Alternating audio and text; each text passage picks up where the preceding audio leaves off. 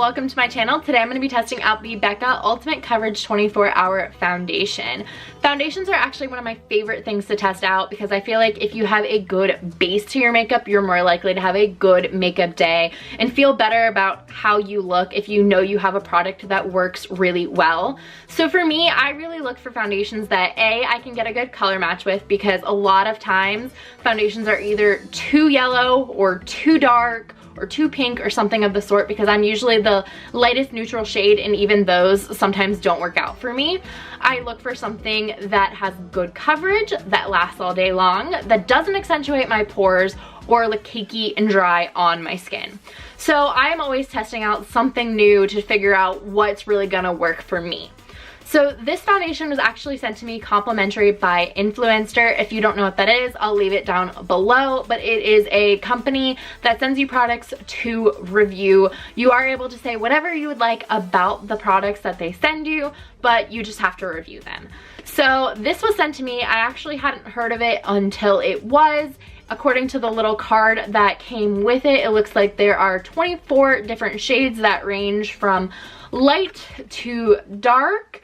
It says it is from deepest to fairest, we've got you covered, and that they have 5 new shades, a new enhanced look, and it is the same incredible long wearing formula. So it looks like they came out with some new shades for people, but it is a product that has been around. And looking it up on Sephora, it says it is $44, and it looks like it is pretty well rated. It has 4 stars with over 1,400 reviews, and it says that it is full coverage, it's for all different skin types, and it has a natural finish. So if you like how all of this sounds and are curious to see what it looks like as I put it on and after a few hours of wear, it's actually kind of late here as I'm starting to film this video, but I will wear it for as long as possible before I have to go to bed. Then please keep on watching, and if you do like this video, remember to give it a thumbs up, and if you haven't already, hit that subscribe button before you leave. I would love for you to join the fam. And yeah, without further ado, let's jump into the makeup. So first things first, I'm going to prime my skin using the YSL Touche Éclat Blur Primer. I'm going to use this because it is the primer that I use on an everyday basis, and I like to see how new products react to the products that I wear on a regular basis. So I'm just gonna rub this all over my face.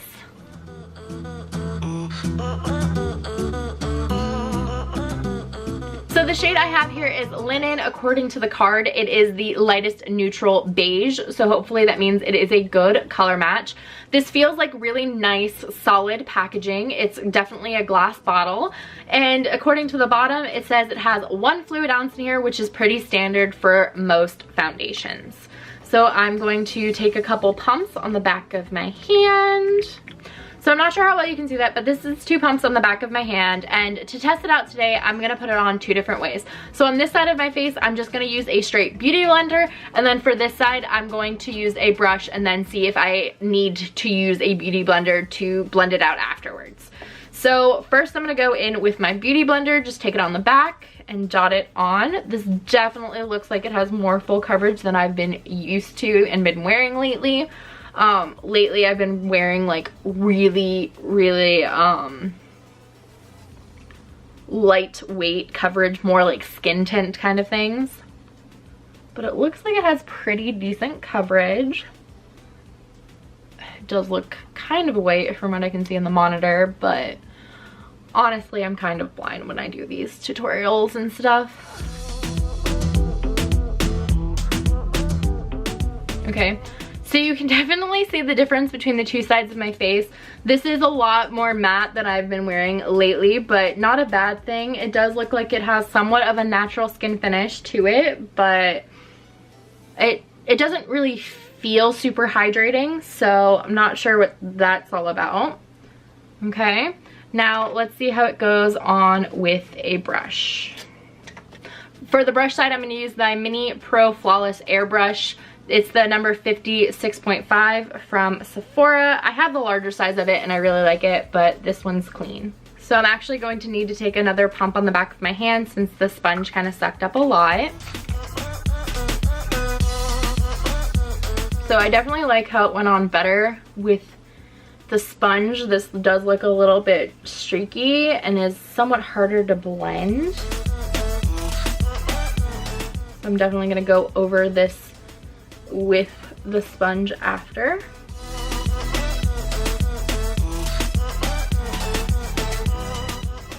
So this side is just blending it in with the sponge, and then this side was using the brush. I definitely think it went on a lot smoother on this side. It was just a little bit easier to work with. This also seems to dry down like really quickly, so you kind of have to work fast, and the brush was just kind of like sticking when I was doing it. But so far, so good. I think it does give some decent coverage to the skin. It definitely made my skin all one shade. Yeah, okay, so let's see if I can actually build this up on my cheek a little bit, because this is where I have a little bit more discoloration. And let's see what it looks like.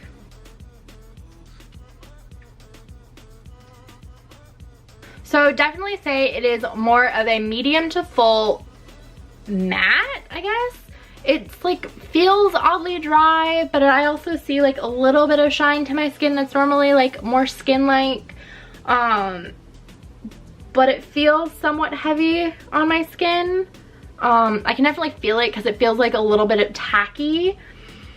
And I'm not sure I'm really crazy with how it looks. I don't know if you can see with how it looks right around my pores. I can really see them kind of accentuated. It doesn't look really like airbrushed, but all right. And I can see it kind of like looking a little bit creasy and cakey around my nose. So far, I'm not really sure how I feel about it, but let's see how it works with my concealer. I'm gonna use the Milk Makeup Flex Concealer, since that's what I've been using a lot lately. I'm gonna put this underneath the eyes.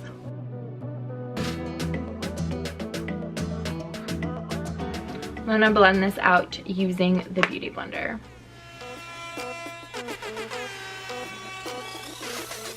Okay, so that seems to be layering on okay. I don't think it looks as good as it normally does, but I don't know.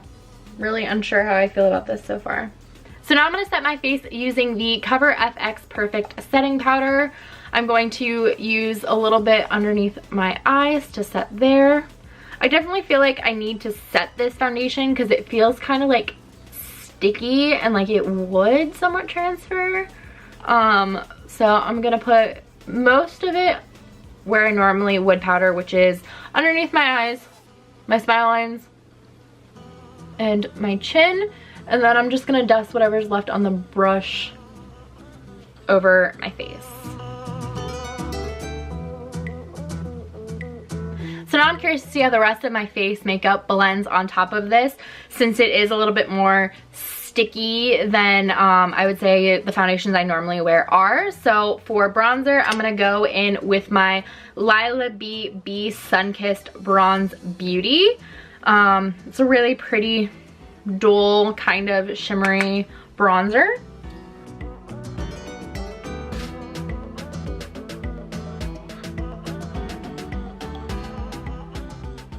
Now I'm going to do a little bit of contouring using my Kevyn Aucoin The Sculpting Powder in medium. I like to take a small little brush and do my nose.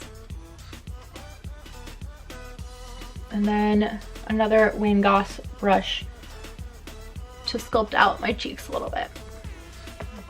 So far it seems that the powders that I'm using are going on top of it pretty nicely.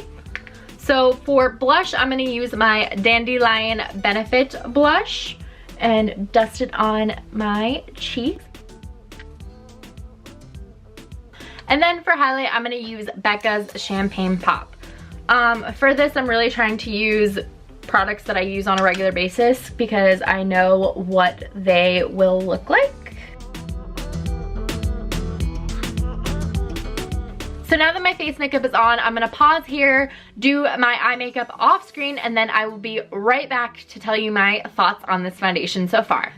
So I just finished putting my eye makeup on, and for the first impressions with this product, I'm kind of unsure. So right here, as you can maybe tell, it's settling a little bit into my smile lines, but that is a problem that I have with most foundations. I think that the powders that I used on top of it went on really, really nicely, and looking at it from a little bit further away, I think it looks really nice and smooth, but when I come in closer, that's when I see a little bit of problems. It is kind of funny around my nose, and you can definitely see a little bit of my pores, and it looks slightly dry over here and here. But I think it could be a foundation that I like more as I wear it than when I first put it on. So I'm going to go ahead, continue on with my day, probably have some dinner because it is actually about 5:30 now. Like I said, it was kind of late when I started to film this, but I will be wearing this for the rest of the night, and I will be back to tell you my final thoughts. Hey guys, so it is now 1:22 in the morning the next day. Since I put this on so late in the day, I really wanted to give this time to see how well it wore while I was just hanging out at home doing like normal day-to-day things. And yeah, I'm still not entirely sure how I'm really feeling about this. I think it's okay. It is not my absolute favorite foundation. It's not one that I'm going to be reaching for on a day-to-day basis, but it's not terrible, if that makes any sense. So if you can tell, it did wear off like my chin a bit, which I know I probably like rest on my chin as I'm doing different things. It looks a little bit funky on my nose. Like you can definitely see my freckles peeking through a bit more, and it broke up right around here, which it is the problem area that I have, but it was also the area that I had a really hard time blending this in to begin with. You can still see my pores. It was breaking up pretty bad in my smile lines before, like settling in. It doesn't look as bad now as it did before, and it doesn't really look dry on my forehead like it did. I definitely think this is a foundation that it wears better as more... I definitely think this is a foundation that wears better the more you wear it, where your natural oils kind of break through but don't necessarily break it down. They just like make it look more radiant. So it is definitely not as matte as it was before. The powders that I wore on top of it, so my blush, bronzer, highlight, those are still looking pretty good. You can still see them, which is something I always look for, and usually can tell if it's the foundation that's causing them to not last as long. Yeah, so I think that overall this is like about a 3.5, 3-ish stars out of 5. Like, it's not my absolute favorite, but I don't hate it. Like, I wasn't the craziest with how it went on.